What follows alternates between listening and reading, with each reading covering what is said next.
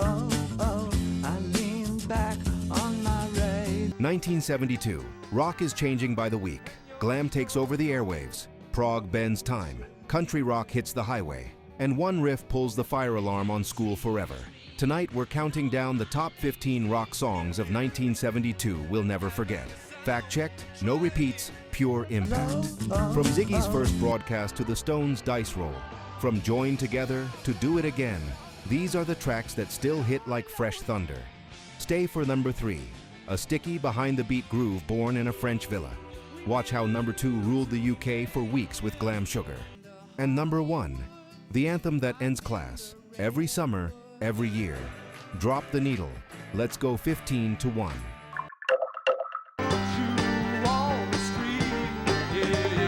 Back, Jack, to then you love a little wild one, but you bring.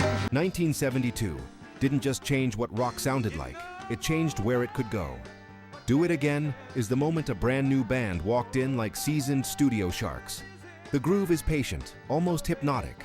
The percussion shuffles, the keys tick like a clock you can dance to, and Donald Fagen sings like a man watching life through dark glasses.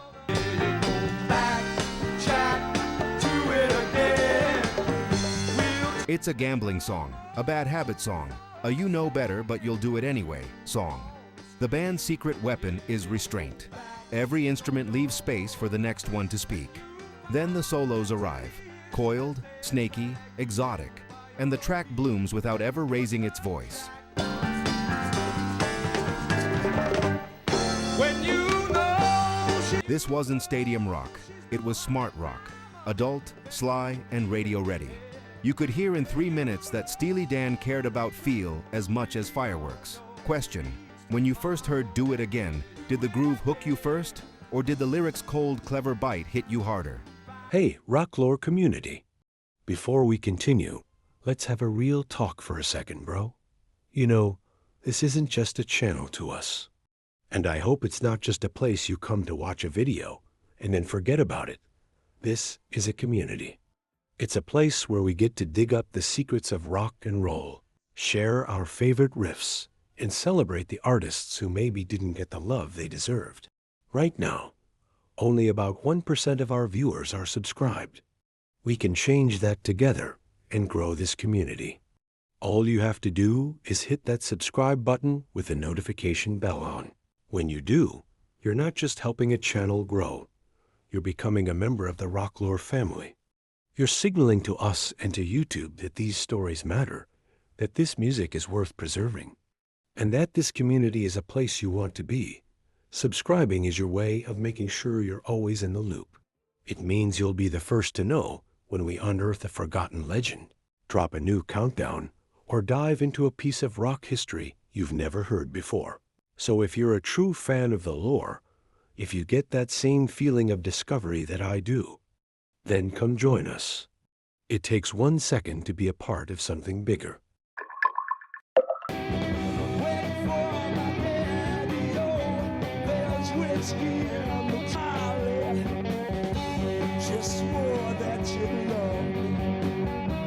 Take an old Irish folk ballad about love, betrayal, and revenge, then plug it straight into an amp. That's Thin Lizzy's Whiskey in the Jar. Phil Lynott sings with a storyteller's warmth, as if he's passing the tale across a bar table, while Eric Bell's guitar draws bright, Celtic-flavored melodies over a rock backbeat.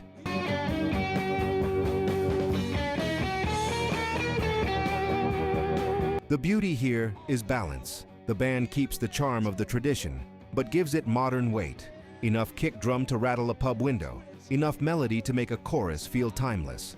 This single turned a local legend into a cross-border hit and introduced the world to Lynott's gift for turning working-class drama into myth.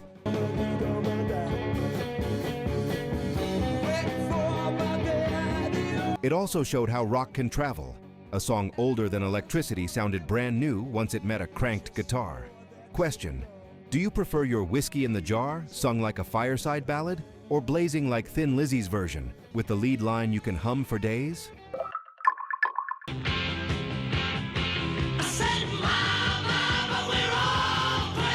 If 1972 had a party upstairs, Slade were the ones stomping on the ceiling. Mama Weer All Crazy Now is 2.5 minutes of glitter, sweat, and big boot energy.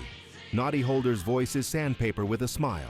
Jim Lee's bass thumps like a barrel rolling downstairs. And the whole thing is built for 1,000 voices to shout together. So come on, that's right, I said to fill up ATL's lab shoe. Glam rock wasn't only clothes and makeup, it was attitude. Ordinary kids turning Friday night into a headline show. Slade understood that better than almost anyone. They wrote choruses to be shared, not admired. The spelling in the title, cheeky and wrong, tells you everything. This is music that breaks rules and still lands on the one. You told me a fool fire water won't hurt me. Underneath the noise is craft. Tight stops, punchy hand claps, guitars that slam and then get out of the way. It's chaos with a clipboard. What's the first line that makes you yell along? I don't want to drink my whiskey like you do. Or that roaring title phrase exploding out of the verse.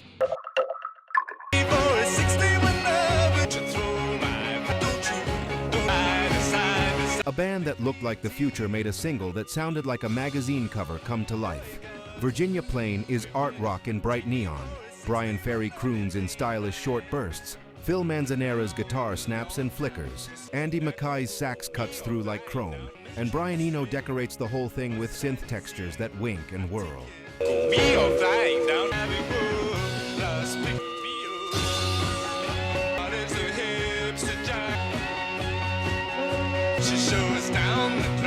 The lyric reads like a pop culture postcard. Names, places, images, moving as fast as a camera shutter. But the secret is that Roxy never lets the ideas outrun the song. The groove is steady and simple, a runway for the band's glamour and wit. The fingers look the same, so me and you, just we two, got to search for something. This is the sound of a new kind of rock star. Clever, composed, and not afraid of the word design. In 3 compact minutes, Roxy Music turned the radio into a gallery wall and showed that style could be substance if the hooks landed. When Virginia Plain hits, do you hear the song as a perfect pop single first, or as a door opening to a whole Roxy universe?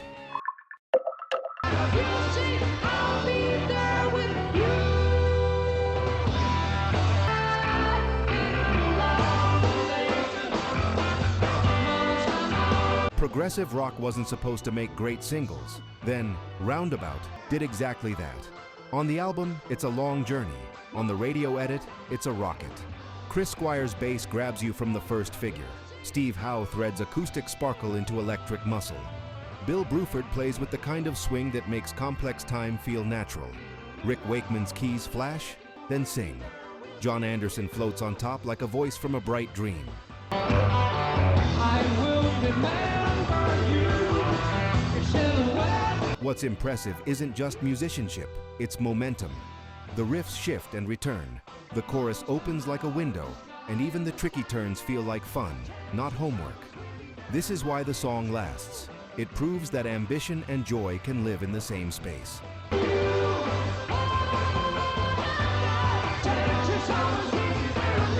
You don't need to count bars to feel the lift when the chorus lands, or to smile when that bass riff circles back one more time. Are you an album version devotee who wants the full trip, or a single edit fan who loves how it condenses all that invention into a perfect blast?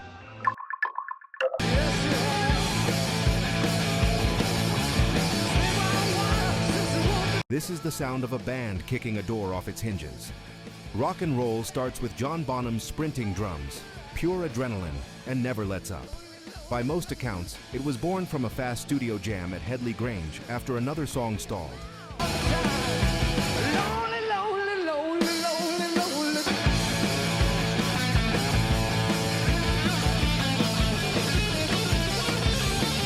Jimmy Page answers Bonham with sharp, blues-rooted riffs. John Paul Jones locks the groove like a steel beam. Robert Plant rides the top with a howl that remembers 50s rock while burning straight through 1972. Listen for the boogie-woogie piano tucked in there. Classic feel, played like a race car.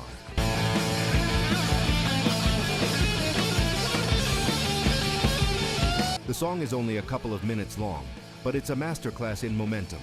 No fat, no filler, just forward motion. It isn't heavy because it's loud. It's heavy because every part hits its mark. When did this track first grab you? Bonham's opening sprint, or that first riff that snaps the room to attention?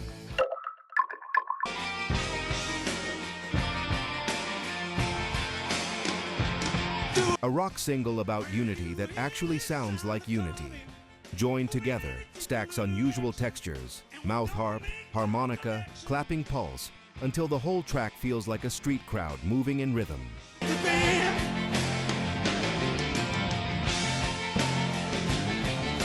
Pete Townshend wrote it as community music, and you can hear that in the chant-like chorus and the open space where many voices can fit. Roger Daltrey doesn't just sing the hook, he invites you in.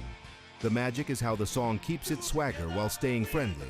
No lectures, just a groove you want to step into.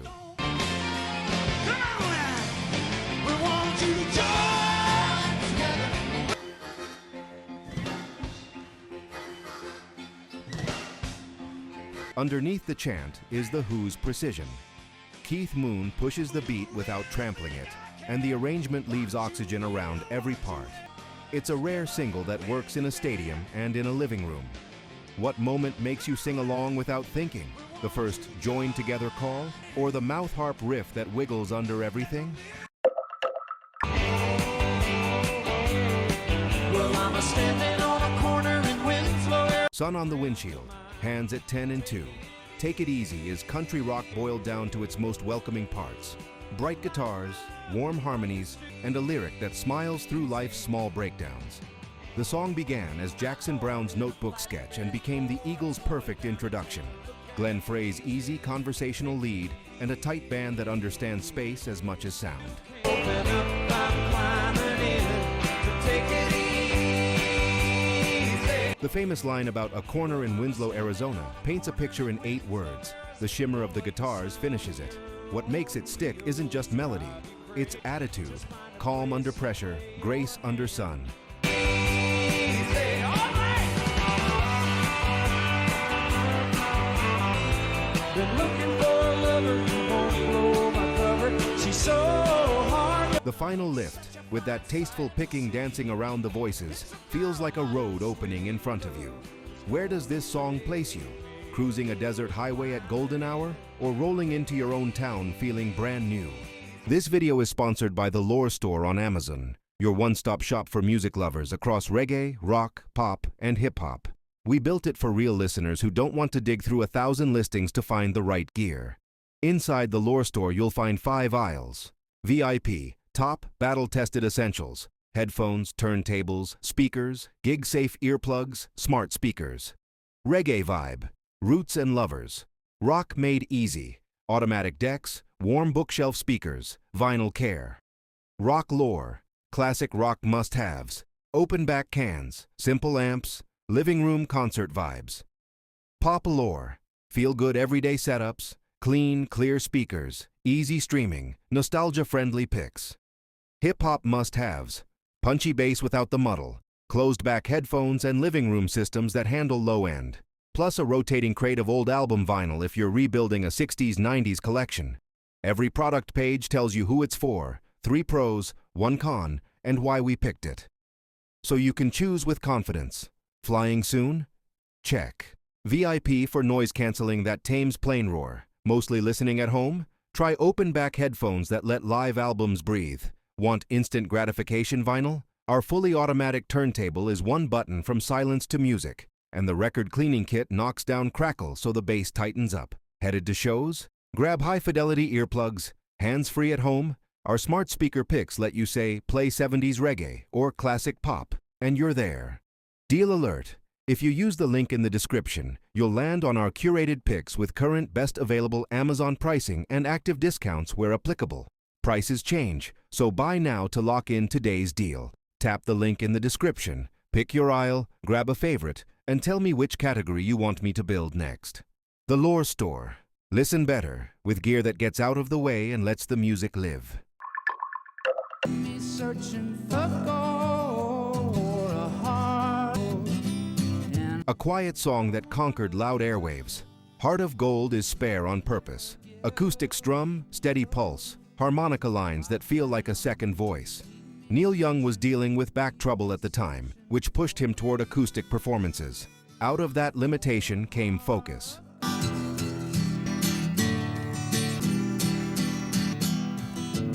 The melody is simple enough for anyone to hum.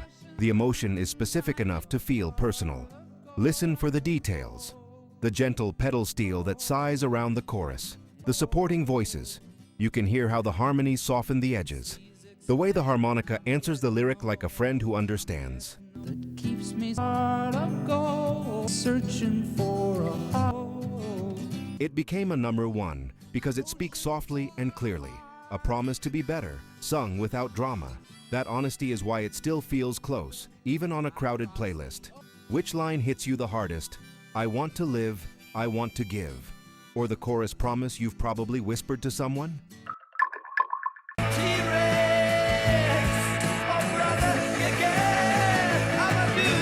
A lifeline turned into an anthem. Mott were nearly done, tired, broke, ready to split, when David Bowie handed them All the Young Dudes and produced the single. Ian Hunter sings like a man who has finally found the right message for his people. A roll call for the outsiders who want to be seen.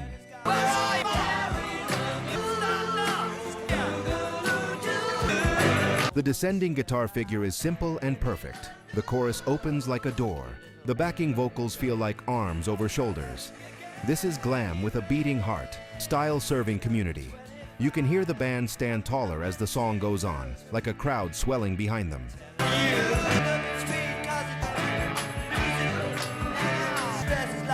The brilliance is how the lyric mixes everyday images with big hope, and how the arrangement gives each line room to land.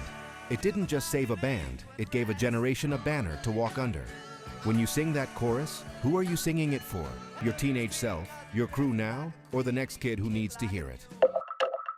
That was hazy cosmic jive.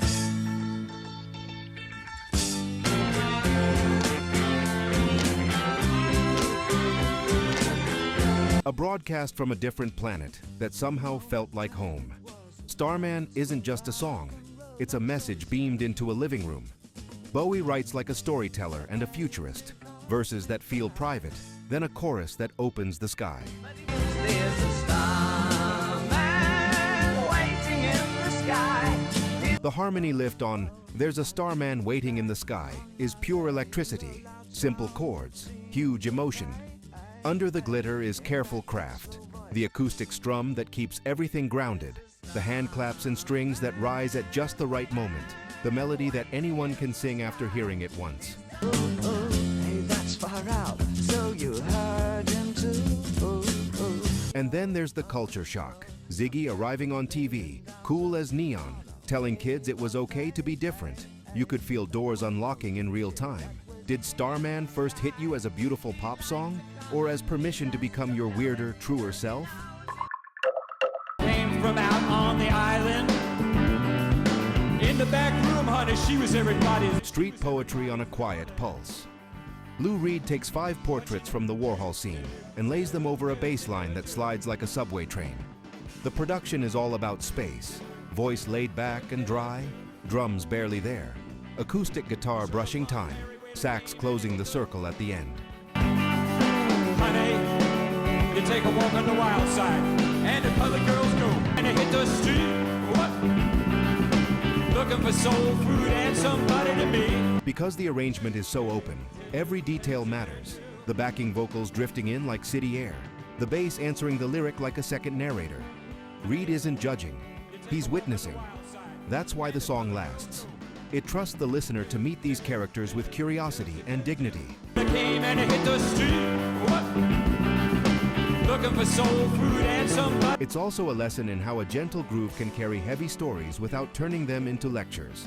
When you hear it, do you focus on the characters in the verses, or on that hypnotic bass that makes the whole city feel like it's breathing?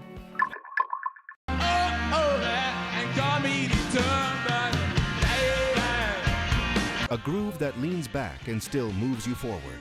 Tumbling Dice is less about fireworks and more about feel. Drums just behind the beat, guitars weaving like threads in a worn denim jacket, piano splashing color around the edges, gospel-style backing voices lifting the chorus like Sunday sunshine. I got no money, The lyric is classic Stones, luck, risk, and charm. And the delivery makes it feel lived in, not posed. You can hear rooms in this record. Villa walls, late nights, humidity, tape rolling while the band chases the pocket. What makes it special isn't perfection. It's that sweet human looseness that makes the chorus feel inevitable every time it returns. Baby, can't say you got hero, grab the shooter. Yeah, I can feel hours every night. This is the sound of a band that knows exactly who they are and doesn't need to hurry to prove it. What grabs you first? The lazy loping drum feel, the guitar weave, or those soaring backing voices that turn the hook into a celebration? You know, rock and roll, child, don't get it. Man, I ruin it. As a beat, you're gonna bring my baby to me. She'll be wild, you know, rock. 3 minutes of glam joy that arrives fully formed. Mark Bolan understood the power of the single. Big entrance, bigger chorus, no wasted motion. Metal Guru is hand claps, chime, and strut. Rock is Sugar Rush. The vocal is playful and mysterious, darting over orchestrated punches and a rhythm that bounces like a rubber ball.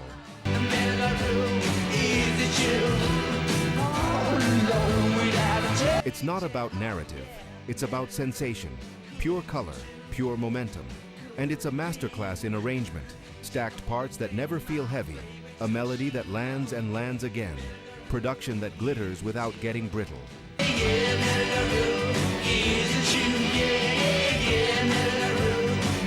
If glam rock had a greeting card, this would be it. You're invited to feel fantastic for 180 seconds. Are you here for Bolan's star power swagger? Or the way the arrangement turns a simple hook into a parade?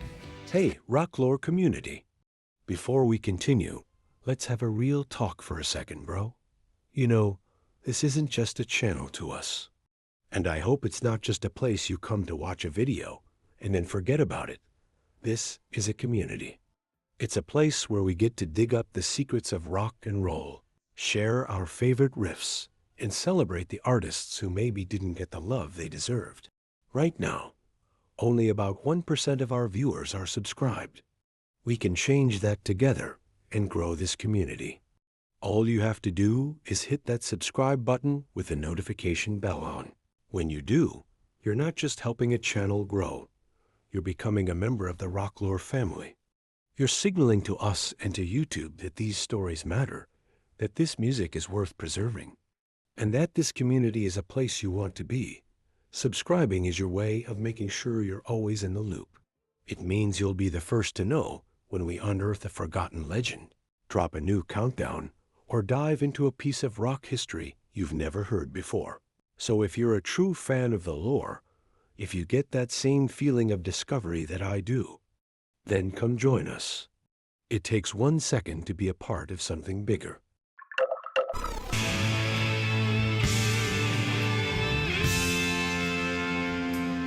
The last bell that never stops ringing. School's Out is rebellion boiled to its essence. A riff that struts, a lyric every kid understands, and a performance that sounds like a match being struck in a crowded room. The band hits hard, but leaves air in the groove. The rhythm section walks like a gang down a hallway. The guitar hook is the handwriting you kept carving into notebook covers.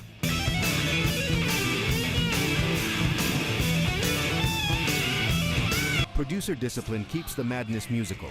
Tight stops, big releases, a chorus designed for fist-in-the-air unity. It's celebratory, not cruel, mischievous, not mean, and that's the secret. It makes freedom feel like a party you can invite everyone to.